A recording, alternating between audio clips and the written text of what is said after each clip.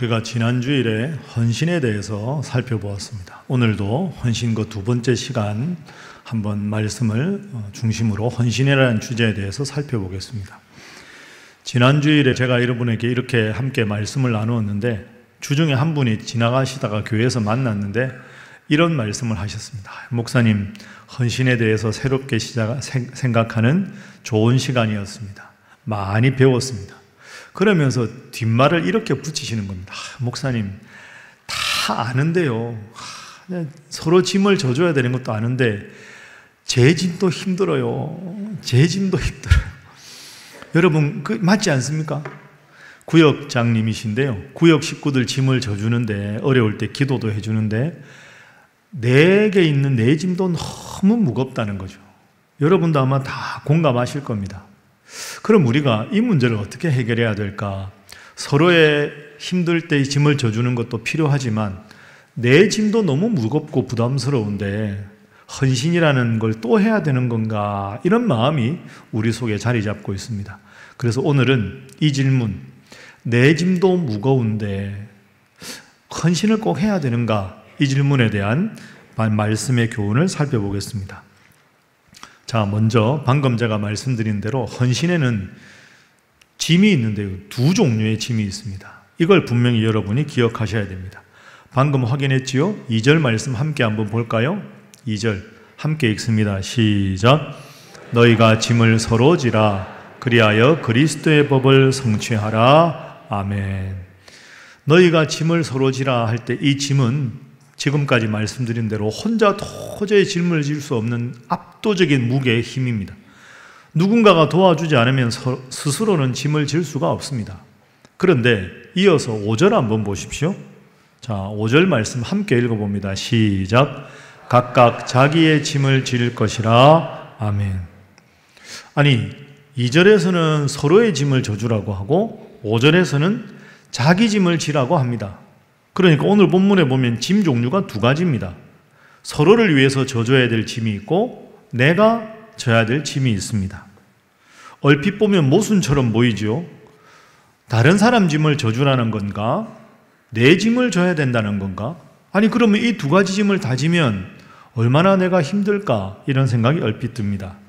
그런데 여러분, 결론적으로 말씀드리면 2절의 짐하고 5절의 짐은 한글로는 짐이라는 단어가 같은데요, 헬라어 원문으로 보면 다른 단어입니다. 그래서 이 두 가지가 조화가 가능합니다. 자, 한번 살펴보겠습니다.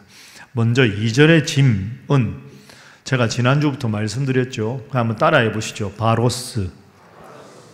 2절의 짐은 헬라어 성경어로 원문으로 바로스라고 되어 있는데 이 짐은 과중한 짐입니다. 혼자 못 지니까 서로 져주어야 합니다. 그러니까 성도가 힘들면 나도 함께 져주고 내게 있는 짐이 너무 무거우면 다른 성도들이 내 짐을 함께 져서 그 짐을 지고 갈 수 있는 압도적인 무게의 짐입니다. 자, 근데 두 번째 짐이 있습니다. 5절의 짐인데요. 5절의 짐은 원문으로 보면 바로스가 아니라 포르티온입니다. 발음이 좀 어려운데요. 한번 따라해 보시죠. 포르티온. 이건 각자의 짐입니다. 각자의 짐. 더 쉽게 생각하면 여러분 요즘에 여러분 가까이 예를 들어서 남산에 산책한다 이럴 때 조그마한 배낭 같은 거 매잖아요. 이렇게 배낭에 물도 넣고 핸드폰도 넣고 혼자 등산할 때 질 수 있는 가벼운 배낭, 이게 포르티온입니다. 영적으로 말하면 내가 기도해야 될 기도의 제목, 내가 하나님 앞에 경건해야 될 경건의 시간, 내가 가족들을 위해서, 교회를 위해서 내가 봉사해야 될, 내가 반드시 져야 되는, 내 어깨에 매야 되는 배낭, 이게 포르티온이라는 단어입니다. 이건 다른 사람한테 져달라고 할 필요도 없습니다. 너무 무겁지 않으니까. 그런데 꼭 내가 이 짐을 져야 합니다. 내가 그 짐을 내려놓으면 안 되는 가장 필요한 짐이 포르티온입니다. 이 포르티온이라는 단어가 언제 쓰였느냐? 우리가 잘 아는 본문으로 하면 마태복음 11장 30절에 이 포르티온이라는 단어가 있습니다. 화면 한번 보십시오. 함께 한번 읽어볼까요? 시작. 이는 내 멍에는 쉽고 내 짐은 가벼움이라 하시니라. 아멘. 수고하고 무거운 짐진 자들아 다 내게로 오라 예수님 말씀하셨죠. 그리고 내 짐을 지라 할 때 그 짐, 너희들 각자가 짐을 지고 따르라 할 때 그 짐은 예수님은 압도적인 무거운 바로스의 짐이 아니라 각각 자기 어깨에 작은 배낭 메고 나를 따라와라. 제가 여러분들과 늘 말씀 나누지 않습니까? No cross, no crown입니다. 십자가가 없으면 영광이 없습니다. 그러니까 내가 해야 될 기도의 분량을 채우고 내가 헌신해야 될 헌신의 분량을 채우는 것, 남에게 해달라고 할 게 아니라 내가 해야 될 짐, 그게 바로 포르티온입니다. 그러니까 오늘 본문에 2절과 5절에 두 종류의 짐이 있는데 이제 분명해진 거죠. 혼자 질 수 없는 너무 부담스럽고 힘든 짐을 성도들끼리 지고 있으면 내 짐도 나누어 져달라고 부탁하고, 옆에 있는 다른 성도의 무거운 짐은 내가 기도도 해주고 봉사도 해주고 그러면서 함께 짐을 져주고, 그러면서 내가 반드시 져야 될 짐, 크게 부담스럽지 않은 그 짐은 내가 우직하게 그 짐을 지고 가야 한다. 이것이 성경에서 말하는 첫 번째 헌신의 의미입니다. 서로 짐을 져주면서 내 짐을 지고 간다. 이런 헌신을 잘하는 여러분 되시기를 주님 이름으로 축복합니다. 그리고 두 번째가 중요합니다. 이 짐을 말씀하니까 여러분들이 이거 헷갈리시면 안 되는데요. 성경에서 말하는 헌신이라는 건 일이 아니라 사람입니다. 자, 이거 기억하시죠? 따라합니다. 헌신은 일이 아니라 사람이다. 사람이 중요한 겁니다. 공동체가 중요한 겁니다. 2절에 너희가 서로 짐을 지라 라고 말씀했는데요. 이 서로 짐을 지라 할 때 지라는 헬라어 원문으로 보면 현재 명령형입니다. 그러니까 여러분, 너희가 바로스, 압도적인 무게의 짐을 서로 지고 있으면 서로 짐을 져주어라 하는 게 현재 명령형이라는 말은 옆에 있는 성도가 힘들고 부담스러워하면 내가 좀 도와주고 내가 좀 기도해 주는데 한 번만 해서는 안 된다는 뜻입니다. 현재 명령형이라는 것은 계속해서 하라, 지속적으로 하라, 이런 뜻입니다. 그러니까 여러분, 어떤 교회가 좋은 교회일까요? 어떤 찬양대가 좋은 찬양대일까요? 힘들고 어려운 일이 있을 때 한 번 도와주는 게 아니라 계속 도와주고 계속 손 붙잡아주고 계속 격려해 주는 것, 그래서 서로가 서로를 통해서 다시 회복되는 것, 그것이 너희가 서로 짐을 지라, 현재 명령형, 계속해서 짐을 져주라 하는 그런 뜻입니다. 그리고 5절에 각자의 짐을 지라 할 때, 이 각자의 짐을 지라 할 때 지라는 원문으로 보면 미래직설법입니다. 미래직설법이라는 걸 쉽게 풀이하면요, 반드시 일어날 일이고 반드시 해야 할 일이라는 뜻입니다. 이렇게 정리할 수 있죠. 서로 짐을 져줄 때는 한 번 도와줬다고 끝내지 말고 계속해서 스스로가 이제 바로 설 때까지 계속 도와주고, 내 등에 지어야 될 헌신의 짐은 반드시 지고 가야 한다. 내 짐은 반드시 지고 서로를 위해서는 계속해서 도와주라. 이것이 오늘 본문입니다. 여러분, 쉽지 않습니다. 그렇죠? 이게 어렵습니다. 어떻게 하면 이 두 가지를 잘할 수 있을까? 그게 1절입니다. 우리가 1절 말씀 읽었었죠? 1절 한번 보십시오. 지난주에 이어서 다시 말합니다. 1절에서 제일 중요한 단어입니다. 한번 따라해 보시죠. 온유한 심령. 온유한 심령. 그렇습니다. 온유한 마음으로 하라는 거죠. 여러분, 계속 도와주는데 마지 못해서 인상 쓰고 하면 도움받는 사람도 불편합니다. 왜 표정 관리가 안 될까요? 왜 억지로 도와야 될까요? 도와야 된다는 마음은 있는데 마음이 편치 않아서 그렇습니다. 도와주는 걸 일로 생각하면 온유한 마음이 안 생깁니다. 그런데 도와주는 그분을 따뜻한 눈빛으로 바라보면 온유한 마음이 생깁니다. 그러니 온유한 마음으로 서로의 짐을 지고 온유한 마음으로 나에게 있는 짐을 지라는 말은, 헌신은 일이 아니라 사람이라는 뜻입니다. 여러분, 좋은 마음으로 도움을 받을 때 여러분도 마음이 따뜻해지지, 도움받으면서 눈치 보고 부담스럽고, 그거 아닙니다. 꼭 기억하십시오. 한번 따라해 보시죠. 헌신은 일이 아니라 사람이고 사람을 살리는 일이다. 여러분, 믿습니까? 꼭 기억하십시오. 헌신은 서로를 살리는 일입니다. 예를 들어서 교회 학교 선생님들이 있습니다. 지금 고3 아이들이 얼마나 불안할까요? 목요일이 수학 능력 평가인데 혼자 이 바로스 짐을 지기에 너무 부담스럽잖아요. 그런데도 교회 왔다, 교회 갔다 돌아갈 때 손 한번 꼭 잡아주고 선생님 널 위해 기도하고 있다, 힘내자 하고 한번 탁 안아주는 거. 그러면 그 아이 마음속에 그 1절의 온유한 마음이 그대로 전해질 거 아닙니까? 야, 그래도 선생님이 나를 위해 매일 기도하시는구나, 선생님 참 감사하다. 그 마음이 헌신입니다. 그 아이를 그래서 살리는 거죠. 그리고 그 아이가 스스로 하나님 앞에 경건 생활하고 예배드리고 포르티온, 스스로 짊어가야 될 짐을 잘 질 수 있도록 힘내라 하고 격려하는 것, 그겁니다. 교사는 일이 아닙니다. 그 아이를 살리는 일, 그 아이 자체에 관심을 가진 것이 교사입니다. 그리고 그 아이의 이름을 불러가며 기도하는 게 맞겠지요. 할렐루야 찬양대 오늘도 참 은혜롭게 찬양해 주셨습니다. 저는 이분들 보면 그냥 기분이 좋습니다. 찬양대 예배 시간에 찬양하는 일을 맡은 것입니까? 아닙니다. 여러분 새벽에 일찍 오신 분들, 새벽잠 없어 오신 분들이라고 말하지만 여러분 다 바쁘신 분들 아닙니까? 피곤한 분들입니다. 그런데 하나님 앞에 예배 드리러 왔습니다. 이분들 얼마나 귀한 분들입니까? 그러니 찬양대가 우리 함께 하나님을 찬양합시다, 이 믿음 더욱 굳세게 하십시오, 그런 가사를 담아서 하나님께 영광을 돌리고 이렇게 일찍 하나님 앞에 예배드리는 성도들을 향해서 축복하고 함께 믿음 생활을 권면하는 것, 그래서 여러분들의 믿음 생활을 잘할 수 있도록 도와줄 수 있는 것, 그게 할렐루야 찬양대가 하는 일입니다. 그런 의미에서 보면 찬양대는 내 목소리로 찬양하는 일을 하는 것이라기보다는 내 찬양으로 성도들의 지친 영혼을 위로하는 짐을 지는 것입니다.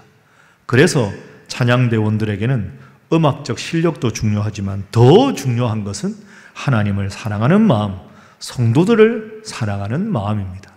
여러분, 헌신이라는 단어를 왜 우리가 부담스러워할까요? 지난주에 제가 설교할 때 저번에 말씀드렸죠. 일이라고 생각하면 헌신이 부담스럽습니다. 뭔가를 또 해야 되는구나, 지금도 일이 많은데 또 하나의 일을 또 해야 된다, 이게 우리에게 부담입니다. 아닙니다. 헌신은 사랑입니다. 일은 우리를 지치게 하지요, 사랑은 우리를 회복시킵니다. 그래서 다시 오늘의 질문으로 돌아갑니다. 여러분이 바쁘고 피곤하다는 것 잘 알고 있습니다. 저도 때로는 피곤합니다.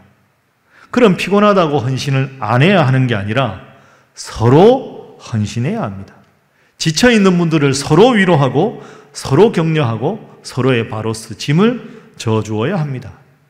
그래서 교회는 세상에 짐지고 힘들고 지친 분들이 와서 헌신이라는 이름으로 또 다른 짐을 지는 곳이 아닙니다. 교회는 세상의 짐에 짓눌린 분들이 와서 그 짐을 서로 나누고 서로를 위해서 기도하는 겁니다. 그래서 각각 자기의 짐을 잘 감당할 힘을 얻고 돌아가는 영적인 회복센터가 교회입니다. 따라해 보시죠. 교회는 영적인 회복센터다. 그렇습니다. 사랑하는 우리 신일교회 성도 여러분, 오늘 이 사도 바울의 권면을 잘 기억하셔서 서로 힘들 때 짐을 져주고 내게 있는 짐도 지되 온유한 마음으로 끝까지 잘 감당하셔서 헌신이 여러분에게 부담이 아니라 새 힘을 얻는 계기가 되고 위로받는 계기가 되어 헌신이 기쁨이 되고 감사가 되는 여러분 되시기를 주님 이름으로 축복합니다. 정채봉 선생의 생각하는 동화라는 시리즈가 있습니다. 그 시리즈 중에서 콧뚜레가 일을 한다 하는 제목의 짧은 동화가 있습니다. 여러분 콧뚜레 아시지요? 코에 이렇게 일을 내면 이렇게 뚜레에 이렇게 줄 연결하는 콧뚜레가 일을 한다. 어미소가 송아지 2마리를 낳았습니다. 그런데 이제 그 두 송아지가 조금 자라서 이제는 콧뚜레를 꿰일 때가 되었습니다. 그런데 이 2마리 송아지가 조금 자라서 콧뚜레를 꿰야 되는데 둘 중에 큰 송아지가 이렇게 말합니다. 주인님, 저에게는 콧뚜레를 하지 말아 주십시오. 그러니까 주인이 안 돼. 야, 소가 콧뚜레를 해야 일을 하지. 너 콧뚜레 안 하면 너 소가 아니라 망아지 된다? 맨날 뛰어다니고 아무 일도 안 하려고 그럴 거야. 너 안 돼. 콧뚜레 해야 돼. 아, 주인님, 아닙니다.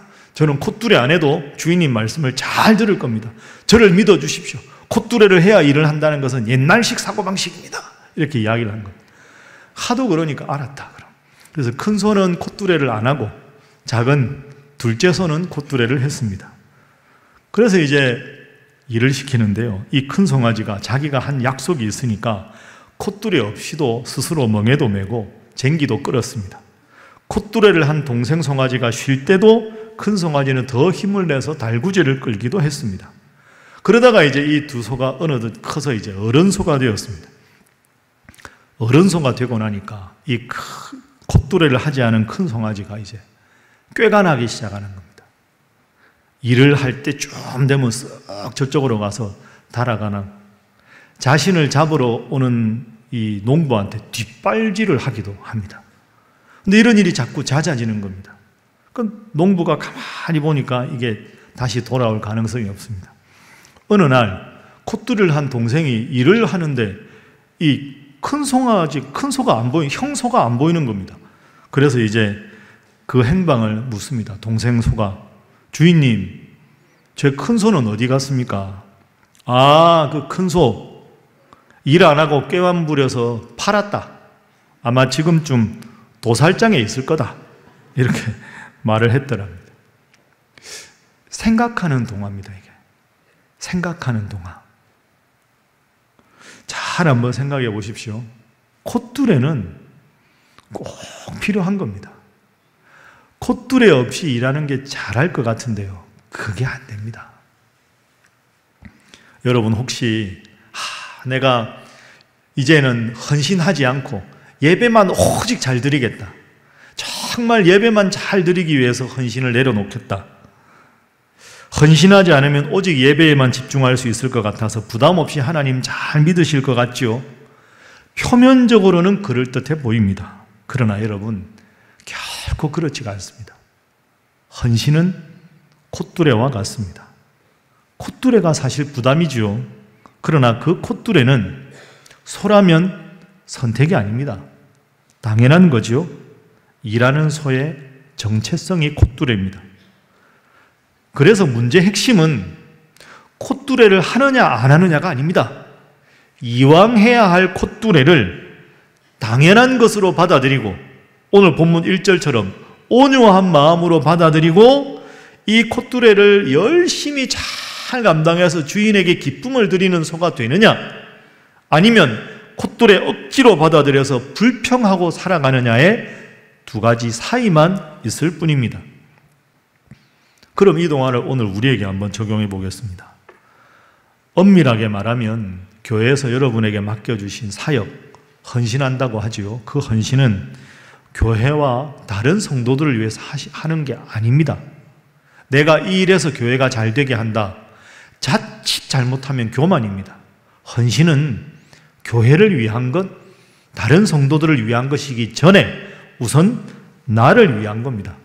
콧뚜레가 소의 본질이고 콧뚜레가 소의 정체성입니다.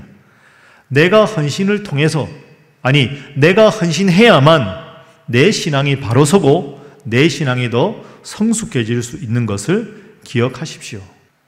예수님을 생각해 보십시오. 예수님이라도 십자가가 큰 부담이었습니다. 엄청나게 무서운 콧뚜레였지요.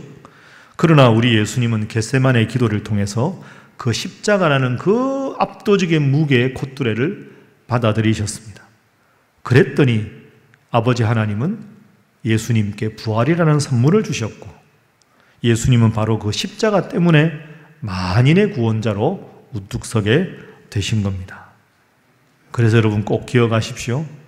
여러분에게 부탁드리는 헌신, 여러분에게 맡겨드리는 콧뚜레는 부담이 아니라 하나님이 여러분에게 주신 선물인 줄로 믿습니다.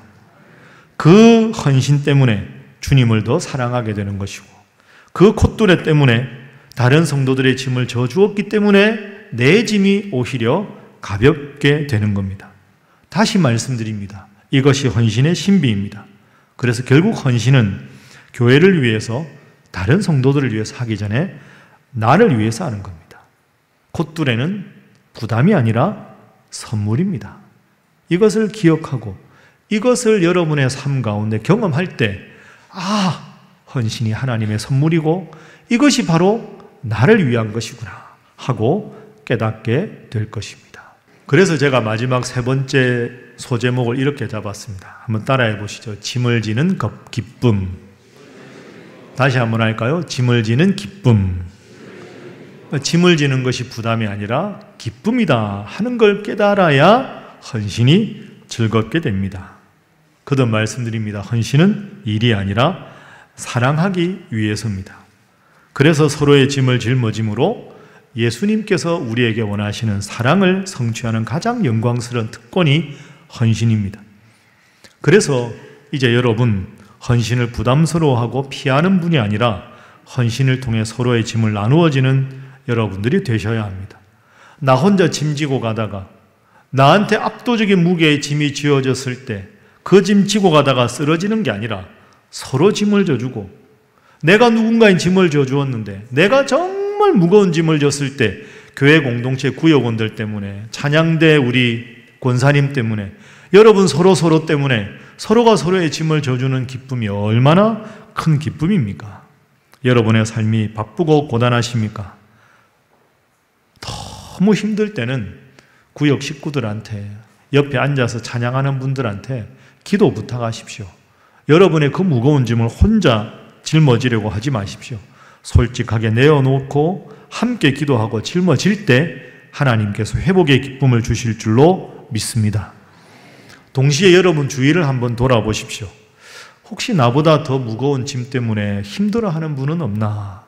구역에, 남녀 선교회, 찬양대, 우리 선교회 그런 분이 없는지 돌아보십시오. 영적인 침체에 빠져서 예배당에 나오지도 못하는 분은 없는가? 삶의 문제로 홀로 눈물 흘리고 고개 떨구는 분은 없는가? 잘 돌아보십시오. 그리고 그분의 짐을 함께 져주십시오. 그 짐을 함께 져주면 내 시간 포기하고 내가 피곤한데 이 일까지 해야 되나 싶은데 그렇게 도와주다 보면 정말 큰 보람을 얻게 되고, 동시에 내 어깨에 짊어진 짐도 가볍게 하나님이 해주시는 것을 느끼게 될 것입니다. 그게 바로 그리스도의 법이라는 뜻입니다. 이제 말씀을 정리하겠습니다. 11월은 교회 늘 바쁜 주간입니다. 다음 주일은 앞으로 우리가 어느 파트에서 어느 사역을 헌신할까 여러분들과 한번 나누어 보는 시간도 가지고, 각 기관에 정기총회도 있고 각 사역지를 임명하는 중요한 기간입니다. 여러분 어떻게 기도하십니까? 제가 오늘 설교를 마무리하면서 이렇게 기도하시면 좋겠다 하고 기도를 한번 써보았습니다. 화면 참고하시면 되겠습니다. 하나님, 그동안 일이 될까 두려워 헌신을 피하려고만 했던 저를 용서하여 주옵소서. 나의 영원한 그 압도적인 무거운 짐 바로스를 져주신 주님의 사랑을 기억하게 하시고, 이제는 기쁨으로 내 형제 자매의 짐을 함께 지는 삶을 살게 하여 주옵소서. 나에게 맡겨진 포르티온의 짐을 성실히 감당하게 하시며 넘어진 지체에 무거운 짐을 외면하지 않는 진정한 사랑의 사람, 헌신의 사람이 되게 하여 주옵소서. 그리하여 우리 신일교회가 일이 많고 일에 치이는 공동체가 아니라 서로 짐을 함께 짐으로써 그리스도의 법을 성취하는 살아있는 사랑의 공동체가 되게 하여 주옵소서. 여러분, 이 기도가 여러분 모두의 기도가 되기를 주님 이름으로 축복합니다. 모두의 기도가 되어서 헌신의 짐이 아니라 헌신을 통해 나에게 찾아오는 기쁨과 서로에게 주는 위로와 서로에게 주는 축복이 가득가득 넘치는 우리 신일교회가 되기를 주님 이름으로 축복합니다.